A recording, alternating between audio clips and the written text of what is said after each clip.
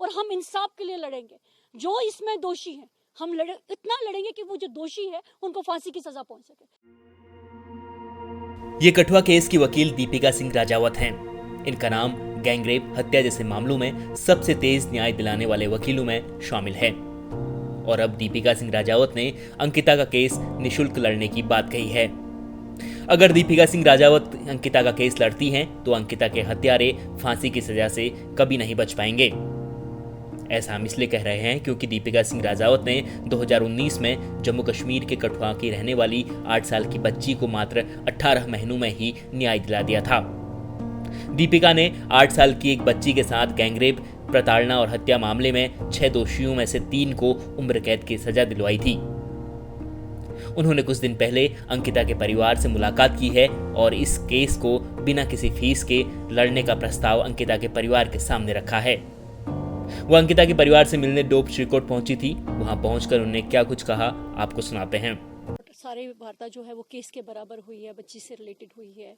तो ज़रूरी है कि इस समय पेरेंट्स को, जो माँ बाप हैं बच्चे के, उनको उनकी हिम्मत बढ़ाई जाए, उनको बताया जाए। सबसे बड़ी बात है कि गरीब लोग हैं, गांव के लोग हैं, पिछड़े इलाके के लोग हैं, उनको ये भी बताना है कि कानून में क्या प्रोविज़न है जिसको वो आगे लेके बच्ची के लिए लड़ सकते हैं।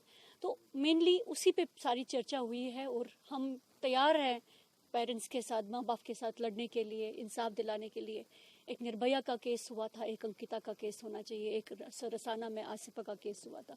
तो जिस तरह से निर्भया के केस को लड़के हिम्मत दिखा के पूरे देश का कानून बदला था, आज की डेट में मुझे लगता है उसी तरह से ये अंकिता मर्डर केस भी एक एग्जाम्पल सेट करना चाहिए।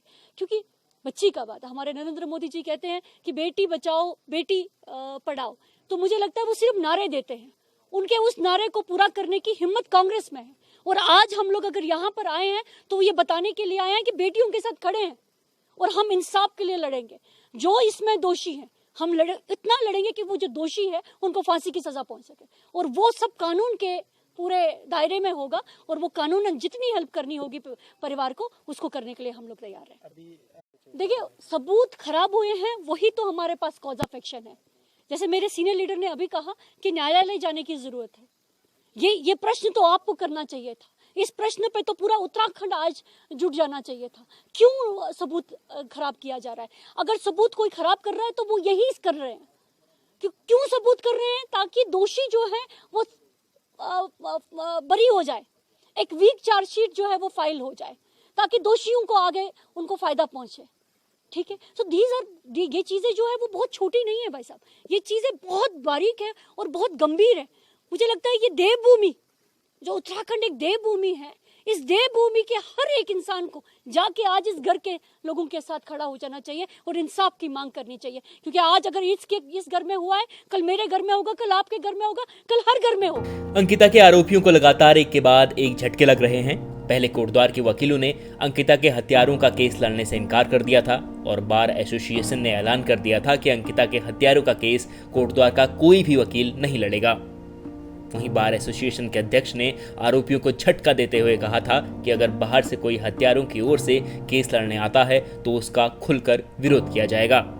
अब एक के बाद एक पूरा उत्तराखंड अंकिता के परिवार का समर्थन कर रहा है। लेकिन जैसे जैसे अंकिता का मसला चर्चाओं से हट रहा है तो आशंका जताई जा रही है कि आरोपी पक्ष जांच को प्रभावित करने की कोशिश कर सकता है। इसलिए जरूरी है कि अंकिता को जब तक न्याय नहीं मिल जाता, सोशल मीडिया के जरिए, खबरों के जरिए अंकिता के इंसाफ की लड़ाई को जिंदा रखा जाए। अंकिता केस से जुड़ी तमाम खबरों के लिए हमारे चैनल को सब्सक्राइब जरूर करें। शुक्रिया।